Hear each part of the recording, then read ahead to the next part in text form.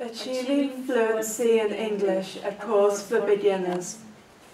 30 smiling voices, each one a self. My name is different to your name is. My name is the same in your language and mine. I am, you are, he, she is, 6 years old. Your voice, I was born in April. My voice, I was born in June. 36-year-old voices, the boy is my brother. 30 voices born in different months, the girl is my sister. A voice, it's 9:10. A voice, it's 8 o'clock. 30 voices learn to say what they can already say. Did I hear you say, sister? Since September she's been screaming. I have but a single ice cream. It's so unfair she has ice creams. Myself, I guess it's mine because my toes are hidden in my socks so my sister can't steal them. My voice is mine because you have teeth there to protect it. It's time to answer that fascinating question. What is a voice? A voice is a vessel. No, a voice is a channel. A channel is a bed is a swamp is a habitat is a set of circumstances is an excuse. To excuse yourself is to opt out. Opt is a wide vista. Out is a wide vista. Opt is a softer pick. To softly pick at a wide vista, or maybe to sidestep the panorama. I am the student who reads. You are the girl that asks why we read before going to bed. He, she, it is the one that remembers. To remember and to be remembered are almost the same verb. We are where we need to be, except for those times when we're somewhere else. You are those who write, wrote, have written the habitat in the right tense. They are. Whose pronouns are they? Until no one else is.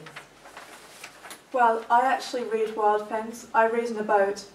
You're reading much too fast. No, now you're taking the proverbial. Well, wander actually house. Wander is bedroom and kitchen and then garden. Then garden, wander is what a wood. Well, actually, wander Sarah read in boat. Well, wander Sarah climb and then stuck. You say your foot down, love, just down, right, love, and then home, what a wood. Well then, Lorna George house, ham beans, and then I actually read one fish, two fish. Fast is the opposite of slow. Wild is the opposite of calm. Tame. Civilized. Book is the opposite of inhuman. Stop, the opposite of a question. To speak is the opposite of to remain quiet, undefined. Antonyms undefined, make indefinite or confused the things we're not. When you know the opposite of a word, you know what the word means. False is the opposite of true. Being is the opposite of not being. Yet what is the opposite of house? The edge of a desert, or a place you can't find on a map, or a space in between two houses. Safeway is opposite office space to let. Knickknacks is opposite spuds. To get to my house, not Rover Road, actually scaffold, then humps for 500 yards. Then what is Luxford, rather a special road? Well, it's actually closed, you see, and no through road. Over the hump we say drive your career. Then Hydehurst, rather a nice road. Well, I don't know Hurst. Hurst is like fire, and then which I Hurst you. I which I Hurst you. Hurst House on Hydehurst. Passage along a no-through road is prohibited. Yet what passage is prohibited along a no-through road? A passage is a place that connects two places. A text you find in between two texts.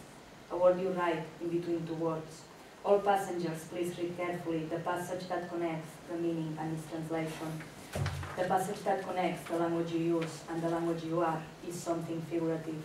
A passenger is a person in between two places, a person in between two texts, a person in between two words.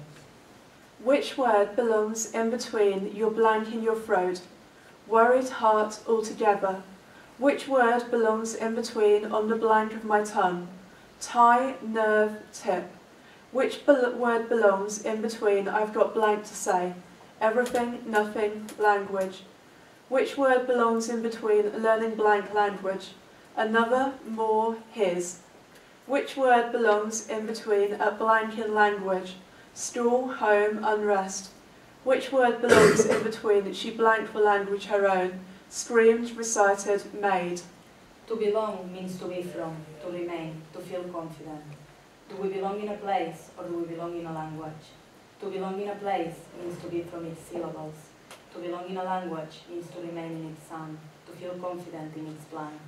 Language is what a place sounds like. We belong in a blank in between a place and its sound.